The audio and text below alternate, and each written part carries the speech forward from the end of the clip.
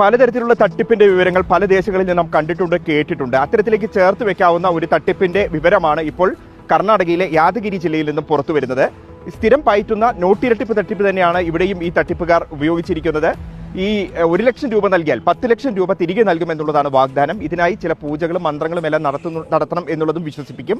തുടർന്ന് പ്രത്യേകം സജ്ജമാക്കിയ ഒരു മുറിയിലേക്ക് ഇവരെ വിളിച്ചു വരുത്തും. തുടർന്ന് മന്ത്രങ്ങൾ ചൊല്ലും. മന്ത്രത്തിന്റെ അവസാന ഘട്ടത്തിൽ മുറിക്കുള്ളിലേക്ക് നോട്ടുകൾ പറന്നിറങ്ങാൻ തുടങ്ങും. ഈ 500 രൂപയുടെ നോട്ടുകളാണ് ഇത്തരത്തിൽ പറന്നിറങ്ങുന്നത്. ഈ പണം വാഗ്ദാനം ചെയ്ത പോലെ തന്നെ 10 ലക്ഷം രൂപ നൽകി ഇവരെ യാത്രയാക്കുകയും ചെയ്യും. ഇതിന്റെ അടുത്ത ഘട്ടം എന്ന് പറയുന്നത് കൂടുതൽ ആളുകൾ വിശ്വസിച്ചെത്തും, അവരെയും ഈ തട്ടിപ്പിനിരയാക്കും. അതെല്ലാം കഴിഞ്ഞ് ഈ പണം ചെലവാക്കാൻ വേണ്ടി ചിലർ എത്തിയപ്പോഴാണ് ഈ തട്ടിപ്പിന്റെ യഥാർത്ഥ മുഖം മനസ്സിലാവുന്നത്. കാരണം കിട്ടിയത് കള്ളനോട്ടുകളായിരുന്നു. തുടർന്ന് നാട്ടുകാർ സംഘടിച്ചു. അന്വേഷണമായി. ഈ അന്വേഷണത്തിനുള്ളിൽ ഒരാളെ ഈ സംഘത്തിൽ നിന്ന് പിടികൂടി. ഇവരെല്ലാം സന്യാസവേഷം ധരിച്ച് തട്ടിപ്പ് നടത്തുന്ന ആളുകളാണ്. ഇവരിൽ നിന്നും ഒരാളെ പിടികൂടി നാട്ടുകാർ നല്ലോണം കൈകാര്യം ചെയ്ത് തന്നെ പോലീസിൽ ഏൽപ്പിക്കുകയും ചെയ്തു.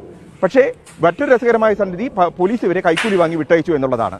ഇതിന് പിന്നാലെയാണ് പോലീസും തിരിച്ചറിയുന്നത് തങ്ങൾക്കും കിട്ടിയത്